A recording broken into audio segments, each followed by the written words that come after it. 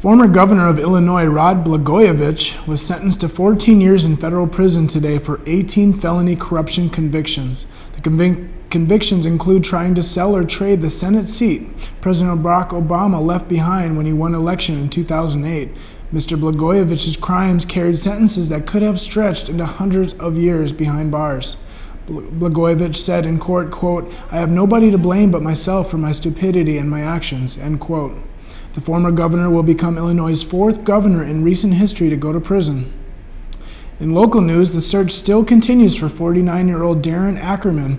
For those unfamiliar, Ackerman was reported missing after not returning from an ice fishing trip on Sunday. The efforts today still entailed underwater cameras placed through holes drilled into the ice. Stutsman County Sheriff Chad Kaiser said Stutsman County will continue to use its own resources, but may bring in Valley Water Rescue of the Fargo-Moorhead area. This day in history, in 1941, the Japanese Navy attacked the American forces in Pearl Harbor. In a decreasing number, veterans witnessed it firsthand and will never forget it. Sikeston, North Dakota native Clement Lonsky was 19 years old when he aborted the USS Antares the day the attack happened. The Antares called on the USS Ward when they noticed a miniature Japanese submarine headed towards the mainland. Momentarily after the attack, the submarine was destroyed. Lonsky was recently honored by the veterans of foreign wars for his service to the nation and his community. In Jourdanton, Texas, a man was hospitalized after being accidentally shot from a nearby gun shop. Joe Gonzalez was coaching kids at the Revolution Gymnastics Center when an employee at the Bullet Hole gun shop next door was clearing a 9mm Glock. The employee told police the gun fired, sending the bullet through the wall, bouncing off a cinder block before Gonzalez was struck in the eye by either the bullet or fragments of cinder block. No charges were filed in the accident, and people were once again reminded of gun safety. Well, a family in Virginia is enjoying a miraculous Christmas gift early this year after they found their long-lost dog. Their dog, located in North Carolina, had been missing for 8 years. Authorities said a woman was working with her dogs in the Spenceville wildlife area last week when she found what looked like a stray American Staffordshire Terrier. After bringing him home, she took him to the local sheriff, who scanned the dog for a microchip. A call to the Virginia clinic confirmed that the chip was registered to a Miss Kristen Pruitt of Virginia. Officials are working to get Petunia home for the holidays. In Italy today, police arrested an alleged top mafia boss hiding in an underground bunker below his hometown near Naples. Michele Zagaria, supposed to be the head of the powerful Casalesi clan of the Naples Mafia, and had been on the run for almost 16 years. Police say heavy equipment was used to dig into the ground where the bunker was located. After breaking through, Zagaria surrendered when he realized he had nowhere to run.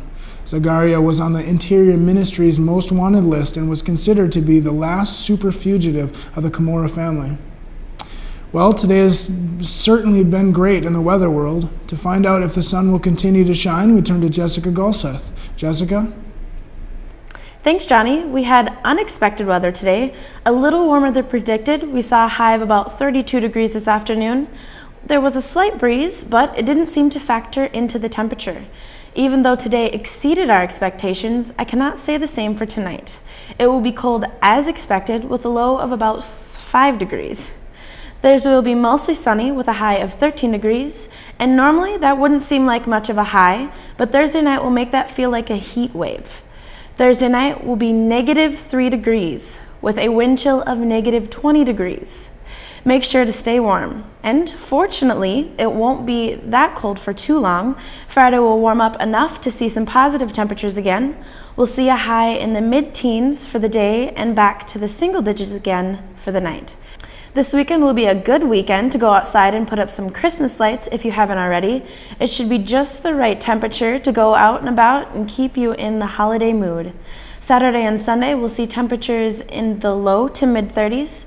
Next week, we'll start off in the low 20s for Monday and upper 20s, low 30s for Tuesday. Well, that's all the weather I have for today. I will say, be aware of the upcoming weather. Thursday night will be very cold, so don't forget those mittens. Now back to you, Johnny. Thanks, Jessica. In Jimmie men's basketball, they continued to be the dominant force as they beat Presentation College for the second time this season. On November 26th, they beat Presentation 80-40, and yesterday they improved that number and crushed them 86-40. In the battle for breast cancer, Jamestown College and the local community banded together and formed Bike for Boobies on Saturday, December 3rd. The biking benefited Lori Love, Judy Hager, and Diane Croston to fight the effects and lift the spirits against their struggle with breast cancer.